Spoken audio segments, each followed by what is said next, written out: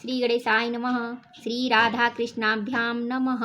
श्रीमद्भागवत महापुराण प्रथम कर। बोलो श्री कृष्ण भगवान की जय। जय श्री कृष्ण। जय श्री गणेशाय नमः। हनुमान जी सुनिए, शिव जी सुनिए, श्री कृष्ण भगवान सुनिए। अथाष्टादशोऽध्यायः। श्रीमद्भागवत महापुराण में अथाष्टादशोऽध्यायः। श्री गणेशाय नमः। हनुमान जी सुनिए, शिव जी सुनिए, कृष्ण भगवान सुनिए। राजा परीक्षित को श्रृंगी ऋषि का श्राप। सूता उवाच। सूत जी कहते हैं, अद्भुत कर्मा भगवान श्री कृष्ण की कृपा से राजा परीक्षित अपनी माता की कोख में अश्वत्थामा के ब्रह्मास्त्र से जल जाने पर भी मरे नहीं। जिस समय ब्राह्मण के शाप से उन्हें डसने के लिए रक्षक आया, उस समय वे प्राण नाश के महान भय से भी भयभीत नहीं हुए, क्योंकि उन्होंने अपना चित्त भगवान श्री कृष्ण के चरणों में समर्पित कर रखा था। उन्होंने सबकी आसक्ति छोड़ दी, गंगा तट पर जाकर श्री सुखदेव जी से उपदेश ग्रहण किया और इस प्रकार भगवान के स्वरूप को जानकर अपने शरीर को त्याग दिया। जो लोग भगवान श्री कृष्ण की लीला कथा कहते रहते हैं, उस कथामृत का पान करते रहते हैं और इन दोनों ही साधनों के द्वारा उनके चरण कमलों का स्मरण करते रहते हैं, उन्हें अंतकाल में भी मोह नहीं होता। जब तक पृथ्वी पर अभिनंदन महाराज परीक्षित सम्राट रहे, तब तक चारों ओर व्याप्त हो जाने पर भी कलयुग का कुछ भी प्रभाव नहीं था। वैसे तो जिस क्षण श्री कृष्ण ने पृथ्वी का परित्याग किया, उसी समय पृथ्वी में अधर्म का मूल कारण कलयुग आ गया था। भ्रमर के समान सारग्राही सम्राट परीक्षित कलयुग से कोई द्वेष नहीं रखते थे, क्योंकि इसमें यह एक बहुत बड़ा गुण है कि पुण्य कर्म तो संकल्प मात्र से ही फलीभूत हो जाते हैं, परंतु पाप कर्म का फल शरीर से करने पर ही मिलता है, संकल्प मात्र से नहीं। यह भेड़िए के समान बालकों के प्रति सूरवीर और धीरवीर पुरुषों के लिए बड़ा भीरू है। यह प्रमादी मनुष्यों को अपने वश में करने के लिए ही सदा सावधान रहता है। सौनकादि ऋषियों, आप लोगों को मैंने भगवान की कथा से युक्त राजा परीक्षित का पवित्र चरित्र सुनाया। आप लोगों ने यही पूछा था, भगवान श्री कृष्ण कीर्तन करने योग्य बहुत सी लीलाएं करते हैं, इसलिए उनके गुण और लीलाओं से संबंध रखने वाली जितनी भी कथाएं हैं, कल्याणकामी पुरुषों को उन सबका सेवन करना चाहिए। ऋषियों ने कहा, सौम्य स्वभाव सूत जी आप युग युग जिए, क्योंकि मृत्यु के प्रवाह में पड़े हुए हम लोगों को आप भगवान श्री कृष्ण की अमृतमयी उज्जवल कीर्ति का श्रवण कराते हैं। यज्ञ करते करते उसके धुएं से हम लोगों का शरीर धूमिल हो गया है, फिर भी इस कर्म का कोई विश्वास नहीं है। इधर आप तो वर्तमान में ही भगवान श्री कृष्ण चंद्र के चरण कमलों का मादक और मधुर मधु पिलाकर हमें तृप्त कर रहे हैं। भगवत प्रेमी भक्तों के लव मात्र के सत्संग से स्वर्ग एवं मोक्ष की भी तुलना नहीं की जा सकती, फिर मनुष्यों के तुक्ष भोगों की तो बात ही क्या है। ऐसा कौन सा मर्मज्ञ होगा जो महापुरुषों के एकमात्र जीवन सर्वस्व श्री कृष्ण की लीला कथाओं से तृप्त हो जाए। समस्त प्राकृत गुणों से अतीत भगवान के अचिंत्य अनंत कल्याण में गणों का पार तो ब्रह्मा शंकर आदि बड़े बड़े योगेश्वर भी नहीं पा सके। विद्वान, आप भगवान को ही अपने जीवन का ध्रुव तारा मानते हैं, इसलिए आप सत्पुरुषों के एकमात्र आश्रय भगवान के उदार और विशुद्ध चरित्रों का हम श्रद्धालु श्रोताओं के लिए विस्तार से वर्णन कीजिए। भगवान के परम प्रेमी महाबुद्धि परीक्षित ने श्री सुखदेव जी के उपदेश किए हुए जिस ज्ञान से मोक्ष स्वरूप भगवान के चरण कमलों को प्राप्त किया, आप कृपा करके उसी ज्ञान और परीक्षित के परम पवित्र उपाख्यान का वर्णन कीजिए, क्योंकि उसमें कोई बात छिप कर नहीं कही गई होगी और भगवत प्रेम की अद्भुत योग निष्ठा का निरूपण किया गया होगा। उसमें पद पद पर भगवान श्री कृष्ण की लीलाओं का वर्णन हुआ होगा। भगवान के प्यारे भक्तों को वैसा प्रसंग सुनने में बड़ा रस मिलता है। सूत जी कहते हैं, अहो, विलोम जाति में उत्पन्न होने पर भी महात्माओं की सेवा करने के कारण आज हमारा जन्म सफल हो गया, क्योंकि महापुरुषों के साथ बातचीत करने मात्र से ही नीच कुल में उत्पन्न होने की मनोव्यथा शीघ्र ही मिट जाती है। फिर उन लोगों की तो बात ही क्या है जो सत्पुरुषों के एकमात्र आश्रय भगवान का नाम लेते हैं। भगवान की शक्ति अनंत है, वे स्वयं अनंत है। वास्तव में उनके गुणों को अनंतता के कारण ही उन्हें अनंत कहा गया है।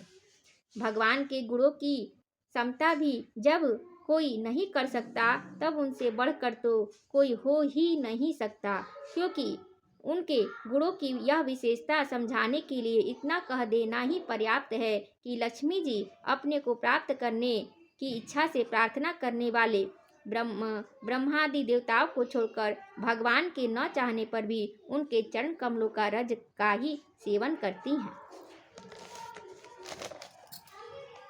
ब्रह्मा जी ने भगवान के चरणों का प्रक्षालन करने के लिए जो जल समर्पित किया था, वही उनके चरण नखों से निकलकर गंगा जी के रूप में प्रवाहित हुआ। यह जल महादेव जी सहित सारे जगत को पवित्र करता है। जय गंगा मैया। ऐसी अवस्था में त्रिभुवन में श्री कृष्ण के अतिरिक्त भगवान शब्द का दूसरा और क्या अर्थ हो सकता है। जिनके प्रेम को प्राप्त करके धीर पुरुष बिना किसी हिचक के देह गेह आदि की दृढ़ आसक्ति को छोड़ देते हैं और उस अंतिम परमहंस आश्रम को स्वीकार करते हैं, जिसमें किसी को कष्ट न पहुंचाना और सब ओर से उपशांत हो जाना ही स्वधर्म होता है। सूर्य के समान प्रकाशमान महात्माओं, आप लोगों ने मुझसे जो कुछ पूछा है वह मैं अपनी समझ के अनुसार सुनाता हूँ। जैसे पक्षी अपनी शक्ति के अनुसार आकाश में उड़ते हैं, वैसे ही विद्वान लोग भी अपनी अपनी बुद्धि के अनुसार ही श्री कृष्ण की लीला का वर्णन करते हैं। एक दिन राजा परीक्षित धनुष लेकर वन में शिकार खेलने गए हुए थे। हरिणों के पीछे दौड़ते दौड़ते वे थक गए और उन्हें बड़े जोर की भूख और प्यास लगी। जब कहीं उन्हें कोई जलाशय नहीं मिला, तब वे पास के ही एक ऋषि के आश्रम में घुस गए। उन्होंने देखा कि वहां आंखें बंद करके शांत भाव से एक मुनि आसन पर बैठे हुए हैं। इंद्रिय, प्राण, मन और बुद्धि के निरुद्ध हो जाने से वे संसार से ऊपर उठ गए थे। जागृत, स्वप्न, सुषुप्ति तीनों अवस्थाओं से रहित निर्विकार ब्रह्म रूप तुरीय पद में वे स्थित थे। उनका शरीर बिखरी हुई जटाओं से और कृष्ण मृग चर्म से ढका हुआ था। राजा परीक्षित ने ऐसे ही अवस्था में उनसे जल मांगा, क्योंकि प्यास से उनका गला सूखा जा रहा था। जब राजा को वहां बैठने के लिए तिनके का आसन भी न मिला, किसी ने उन्हें भूमि पर भी बैठने को न कहा। अर्घ्य और आदर भरी मीठी बातें तो कहाँ से मिलती। तब अपने को अपमानित सम्मान कर वे क्रोध के वश हो गए। सौनक जी वे भूख प्यास से छटपटा रहे थे, इसलिए एकाएक उन्हें ब्राह्मण के प्रति ईर्ष्या और क्रोध हो आया। उनके जीवन में इस प्रकार का यह पहला ही अवसर था। वहां से लौटते समय उन्होंने क्रोधवश धनुष की नोक से एक मरा सांप उठाकर ऋषि के गले में डाल दिया और अपनी राजधानी में चले आए। उनके मन में यह बात आई कि इन्होंने जो अपने नेत्र बंद रखे हैं, सो क्या वास्तव में इन्होंने अपनी सारी इंद्रिय वृत्तियों का निरोध कर लिया है, अथवा इन राजाओं से हमारा क्या प्रयोजन है। यो सोचकर इन्होंने झूठ मूठ समाधि का ढोंग रच रखा है। उन समीक मुनि का पुत्र तेजस्वी था। वह दूसरे ऋषि कुमारों के साथ पास ही खेल रहा था। जब उस बालक को सुना कि राजा ने मेरे पिता के साथ दुर्व्यवहार किया है, तब वह इस प्रकार कहने लगा, हे नरपति कहलाने वाले लोग उच्छिष्ट भोजी कौओं के समान संड मुसंड होकर कितना अन्याय करने लगे हैं। ब्राह्मणों के दास होकर भी ये दरवाजे पर पहरा देने वाले कुत्ते के समान अपने स्वामी का ही तिरस्कार करते हैं। ब्राह्मणों ने क्षत्रियों का अपना द्वारपाल बनाया है। उन्हें द्वार पर रहकर रक्षा करनी चाहिए। घर में घुसकर स्वामी के बर्तनों में खाने का उसे अधिकार नहीं है। अतएव उन मार्ग गामियों के शासक भगवान श्री कृष्ण के परम धाम पधार जाने पर इन मर्यादा तोड़ने वालों को आज मैं दंड देता हूँ। मेरा तपोबल देखो। अपने साथी बालकों से इस प्रकार कहकर क्रोध से लाल लाल आंखों वाले उस ऋषि कुमार ने कौशिकी नदी से जल से आचमन करके अपने वाणी रूप वज्र का प्रयोग किया। कुलांगार परीक्षित ने मेरे पिता का अपमान करके मर्यादा का उल्लंघन किया है, इसलिए मेरी प्रेरणा से आज के 7वें दिन उसे तक्षक सर्प डस लेगा। राजा परीक्षित को ये मुनि के बेटा जो है कह रहे हैं। इसके बाद वह बालक अपने आश्रम पर आया और अपने पिता के गले में सांप देखकर उसे बड़ा दुख हुआ तथा वह ढाड़ मार कर रोने लगा। विप्रज्वर शौनक जी समीक मुनि ने अपने पुत्र का रोना चिल्लाना सुनकर धीरे धीरे अपनी आंखें खोली और देखा कि उनके गले में एक मरा हुआ सांप पड़ा है। उसे फेंक कर उन्होंने अपने पुत्र से पूछा, बेटा तुम क्यों रो रहे हो? किसने तुम्हारा अपकार किया है? उनके इस प्रकार पूछने पर बालक ने सारा हाल कह दिया।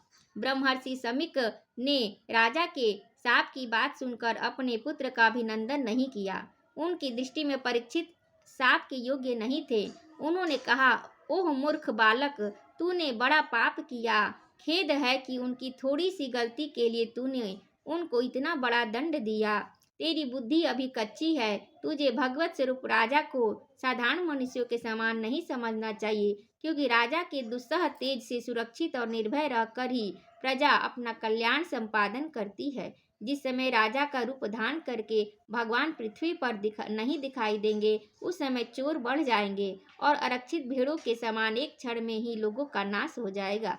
राजा के नष्ट हो जाने पर धन आदि चुराने वाले चोर जो पाप करेंगे, उसके साथ हमारा कोई संबंध न होने पर भी वह हम पर भी लागू होगा, क्योंकि राजा के न रहने पर लुटेरे बढ़ जाते हैं और वे आपस में मारपीट गाली गलौज करते हैं।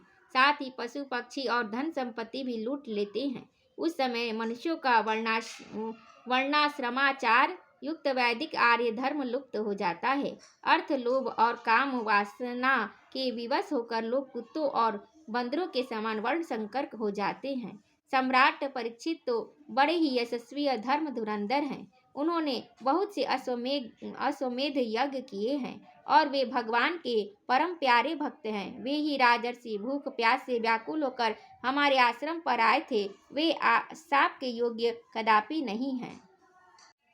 इस नासमझ बालक ने हमारे निष्पाप सेवक राजा का अपराध किया है।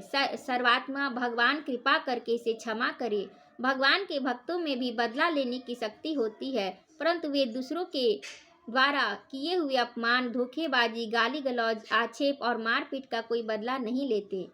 महामुनि समीक को पुत्र के अपराध पर बड़ा पश्चाताप हुआ। राजा परीक्षित ने उनका अपमान किया था, उस पर तो उन्होंने ध्यान ही नहीं दिया।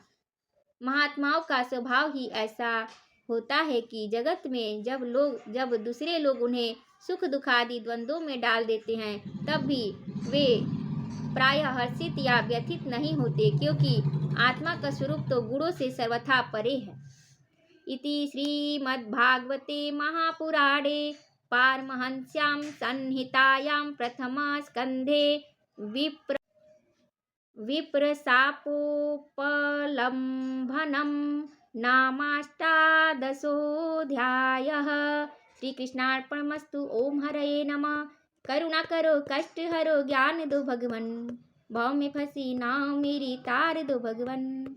अब तेरे सिवा कौन है मेरा, जिंदगी दया की है भीख मांगती, मन में बसा कर तेरी मूर्ति, उतारू मैं गिरधर तेरी आरती, मन में बसा कर तेरी मूर्ति, उतारू मैं गिरधर तेरी आरती। जय श्री कृष्ण, जय श्री राधे। ओम नमः पार्वती पते, हर हर हर महादेव। जय जय श्री राधे, जय जय श्री राधे, जय जय श्री राधे। जय श्री कृष्ण भगवान की जय।